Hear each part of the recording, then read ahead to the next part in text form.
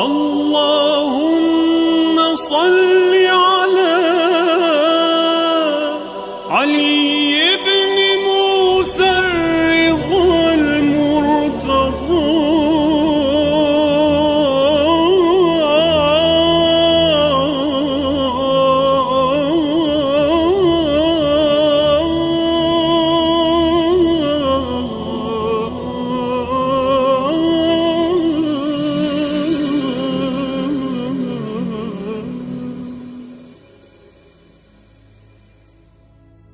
اعوذ باللہ من الشیطان الرجیم بسم اللہ الرحمن الرحیم اللہم صلی علی علی ابن مفرد المرتضی الامام التقی النقی وحجتک علی من فوق الارض ومن تحت الثری الصدیق الشہید صلاة کثیرة تامة زاکیة متواصلة متواترة مترادفہ کافضل ما صلیت علی احد من اولیائک۔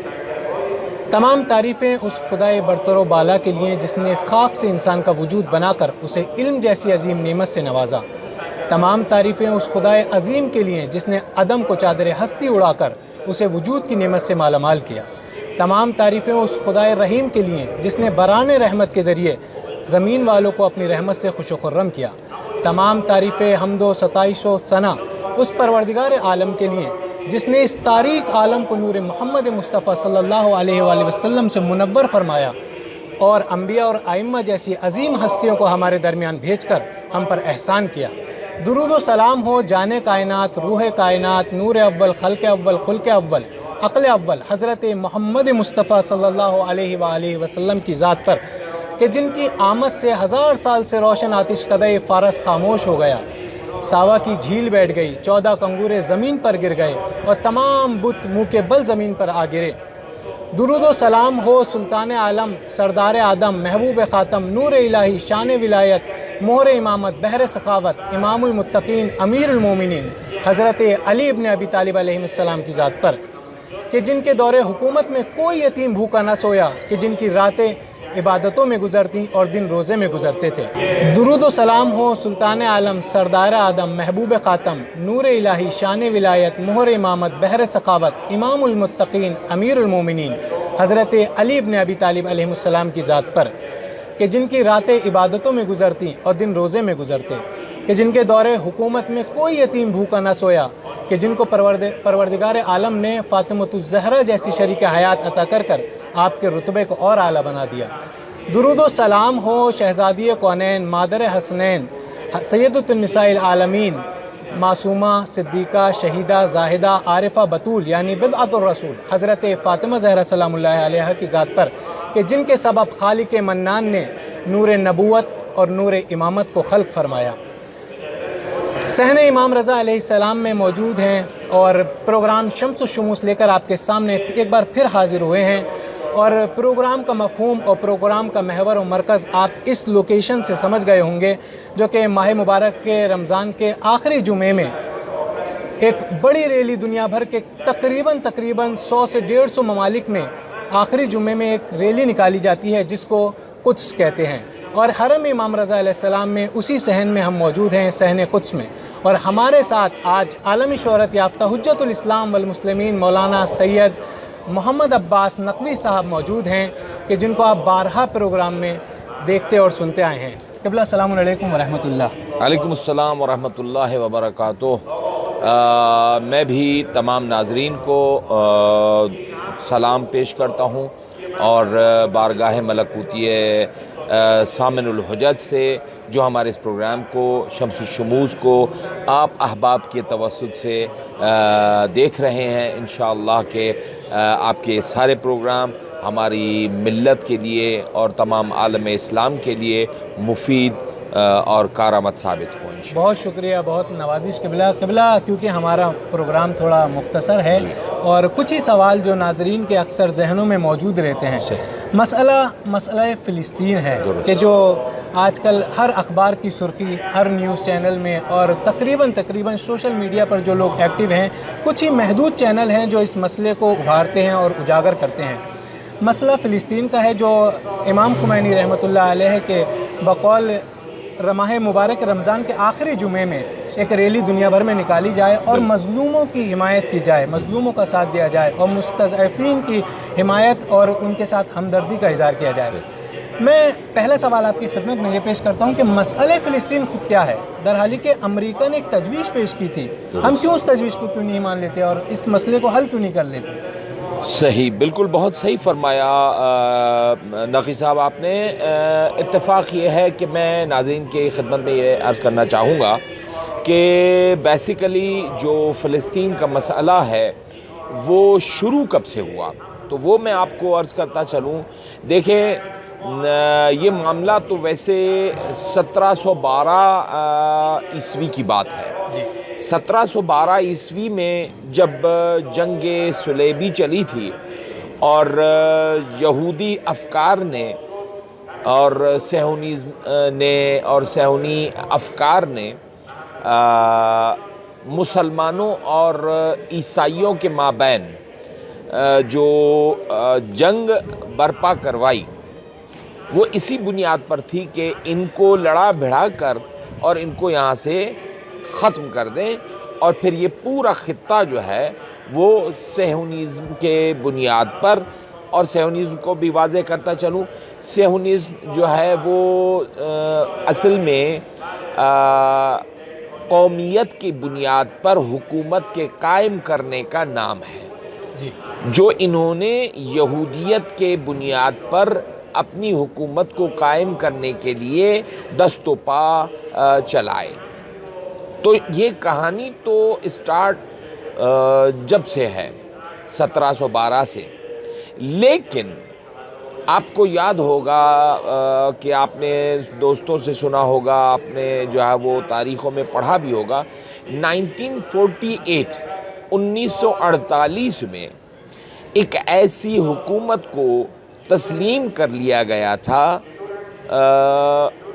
جو یہودیت اور مذہبی رنگ کی بنیاد پر قائم کی گئی۔ پھر انہوں نے اس میں بھی جو صورتحال تھی وہ وہی تھی کہ آپ ان کو تقسیم کرو اور تقسیم کرنے کے بعد آپ ان پر حاکم بن جاؤ اور اپنی حکومتیں قائم کرو۔ مسئلہ فلسطین جو ہے وہ بھی اسی بنیاد پر ہے کہ آپ جو ہے وہ قبضہ کر رہے ہیں ان کی زمین پر جو وہاں کے رہنے والے ہیں، اصلی باشندے۔ ہمارا جو ہم و غم ہے وہ بھی یہی ہے، ہم بھی یہی چاہتے ہیں کہ جو اس فلسطین کے رہنے والے ہیں، غزہ کے یا باقی اس سے متعلقہ علاقوں کے رہنے والے ہیں، ان کے اب چاہے وہ مسلمان ہوں، چاہے وہ یہودی ہوں، چاہے وہ مسیحی ہوں، تو ان تینوں اقوام کی یہ جگہ ہے ان کے حوالے کر دی جائے جو ان کے اصلی ہیں حقدار۔ لیکن آپ جو باہر سے لا کے وہاں پر آباد کرنے جا رہے ہیں اور جو آپ کالونیز بنا رہے ہیں، اس کے پیچھے ایک بہت بڑا ہاتھ ہے۔ آپ کے اس سوال کا دوسرا جو جز ہے وہ یہ ہے کہ اس مسئلے کا حل جو ہے وہ امریکہ نے بھی پیش کیا، تجویز پیش کیا۔ تجویز کو کیوں نہیں مان لیں؟ دیکھیں، میں اب عرض کرتا چلوں، اسے معاملہ قرن کے نام سے جانا جاتا ہے، یا پیس ٹو پراسپیرٹی کے نام سے انہوں نے ایک نام دیا تھا، پیس ٹو پراسپیرٹی۔ یہ ایک ڈرامہ ہے۔ ڈرامہ اس حساب سے ہے کہ یعنی یوں سمجھ لیں، آپ کو یاد ہوگا کہ 1948 میں فلسطین کا مسئلہ، یہودیوں کی حکومت کا مسئلہ، 1947 میں انڈیا کو 2 ٹکڑوں میں بلکہ 3 ٹکڑوں میں تقسیم کیا گیا تھا، ٹھیک ہے؟ یہ جو ڈویژن ہوئی تھی وہ بھی اسی بنیادوں پر کر دی گئی تھی کہ اب آپ مثال کے طور پر انڈیا کو ایک طرف رکھا، اس کے بعد باقی حصہ جو ہے وہ پاکستان بنایا۔ اب آپ اگر میرے ناظرین دیکھنا چاہیں تو میں دکھاتا ہوں، یہ ہے انڈیا، یہ مشرقی پاکستان، یہ مغربی پاکستان۔ اب آپ جو ہے وہ پاکستان بنا رہے ہیں، یہ دیکھیں یہ کتنی بڑی گیم چل رہی ہے۔ کیوں ایسا کیوں کیا گیا؟ بہرحال اگر مسلمانوں کو ایک جگہ پہ جمع کرنا تھا تو پھر لسانیات کا، پھر مذہبی رنگوں کا جو ہے وہ، تو یہ تقسیم کر کے ان کو ڈیوائیڈ کر کے ان کو اور ایگزیکٹلی یہاں پر جو پیس ٹو پراسپیرٹی ہے وہ بھی اسی بنیاد پر کی گئی تھی کہ آپ جو ہے وہ غزہ کا فلاں حصہ وہ بھی ان کو دے دیں، یہودیوں کو دے دیں، اور خود بیت المقدس کا حصہ جو ہے وہ بھی آپ ان یہودیوں کو دے دیں.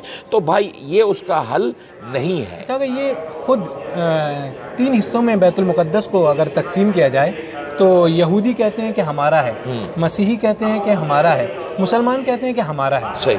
یہ در حالی کہ خود توریت میں بارہا اس بیت المقدس اورشلیم کا ذکر ہوا ہے، تو یہ اصل کس کا ہے؟ دیکھیں، میں نے انہی باتوں کے درمیان ایک جملہ کہا تھا کہ ہمارا شروع سے جو اصل مدعا رہا ہے وہ یہی رہا ہے کہ جن کا ہے ان کے حوالے کیا جائے. اب جن کا مطلب کیا ہوا؟ دیکھیں،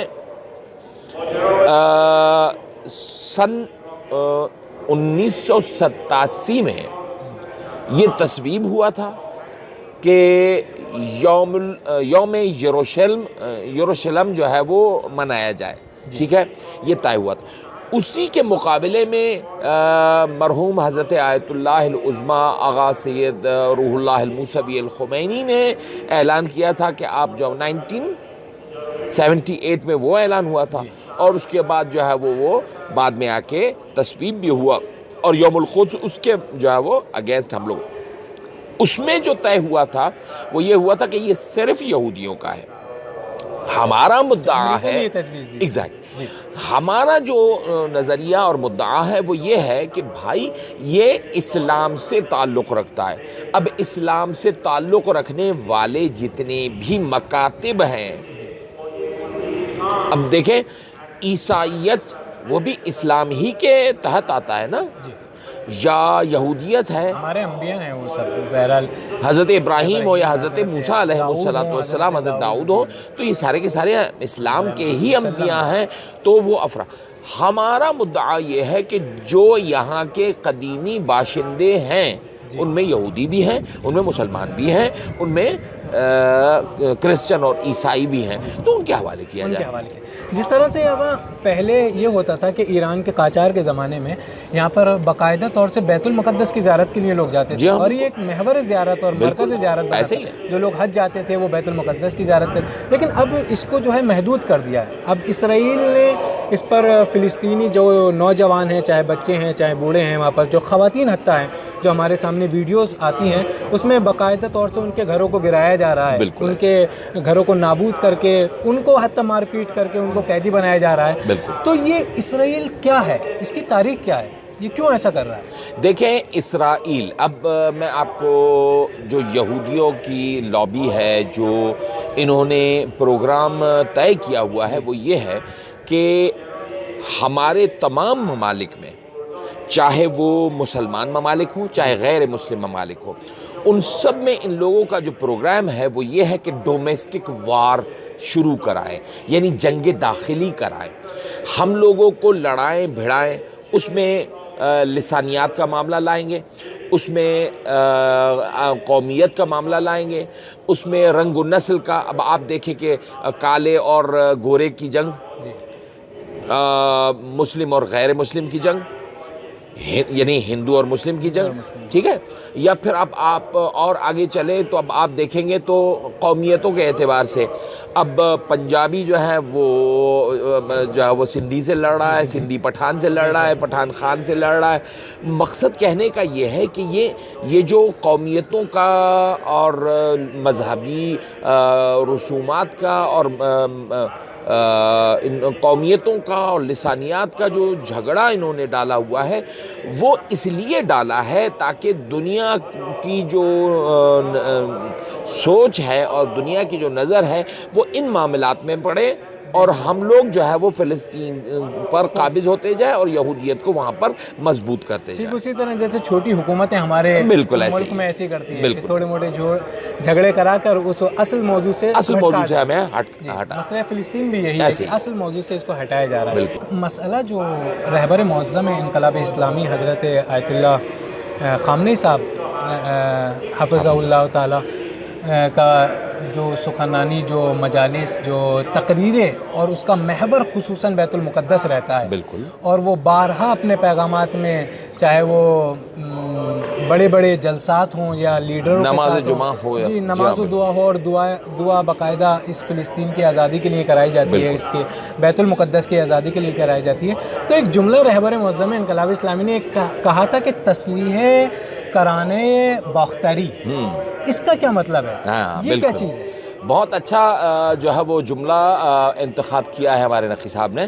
اصل میں مسئلہ کیا ہے کہ یہ جو تسلیح بغیر کسی خوف و خطر کے، یہ بات میں پوری دنیا کے سامنے عرض کرنے جا رہا ہوں کہ رہبر معظم یا ہمارے مراجع جتنے بھی ہیں اور جس مقدس مقام پر ہم بیٹھ کر یہ بات کر رہے ہیں حرم مطہر، تو تسلیح کہتے ہیں مسلح کرنا، یعنی ان کو جو ہے وہ اسلحے کے ساتھ لیس کرنا.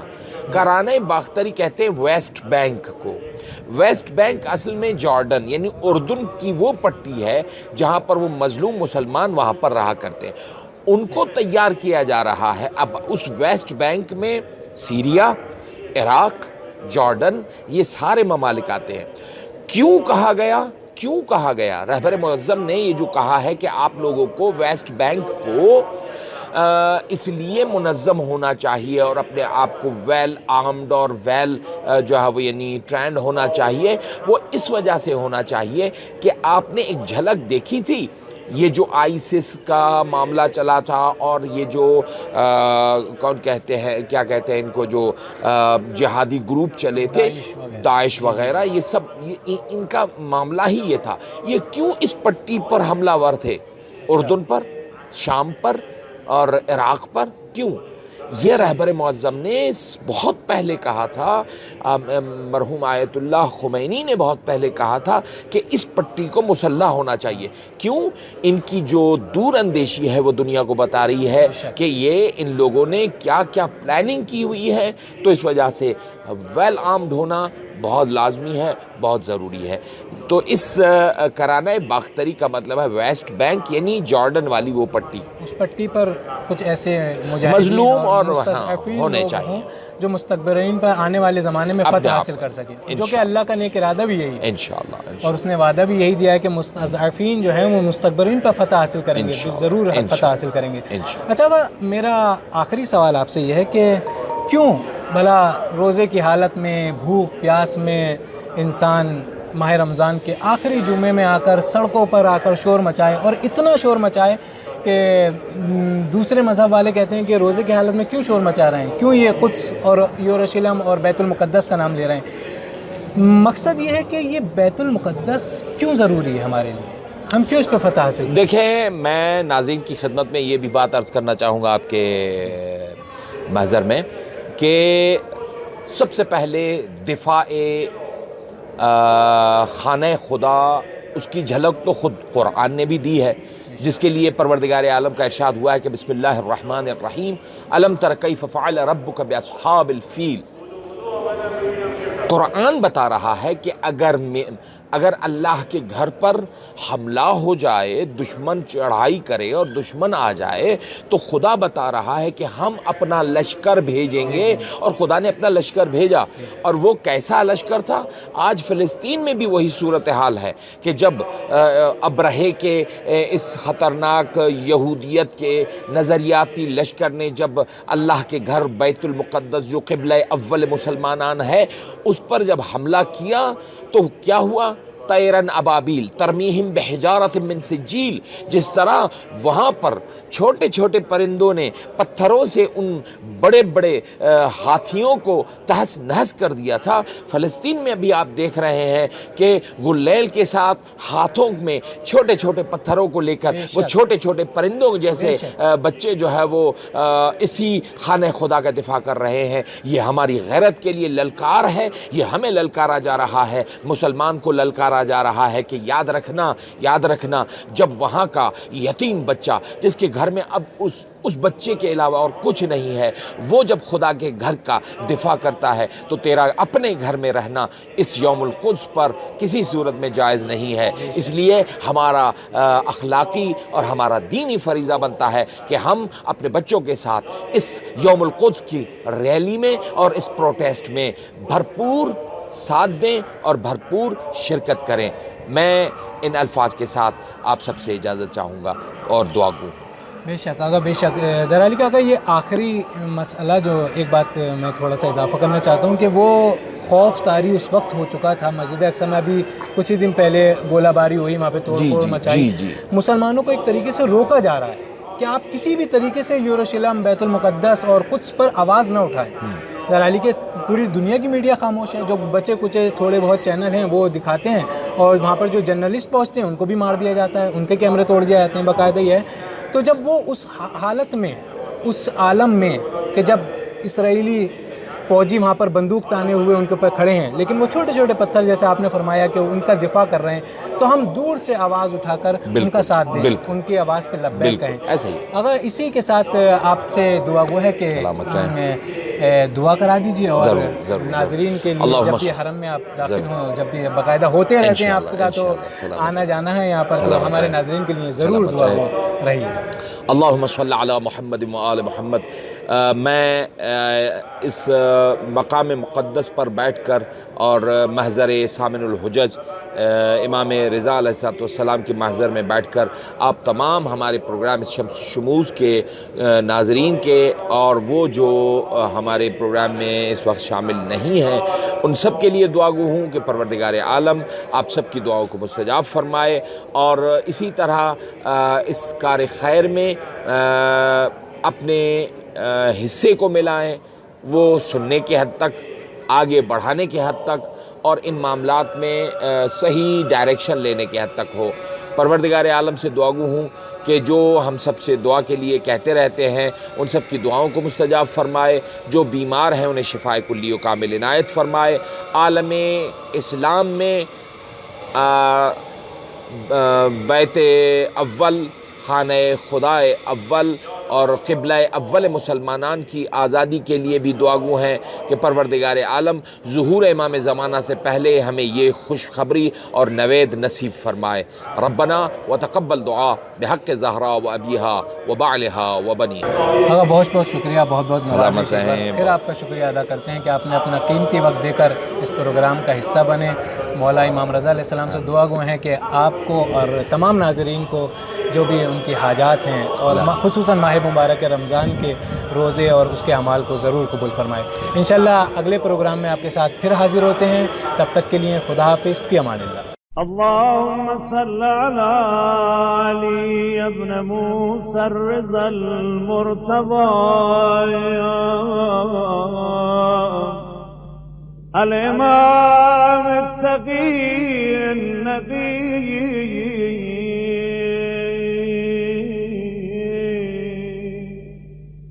وحجتك على من فوق الأرض ومن تحت الثرايا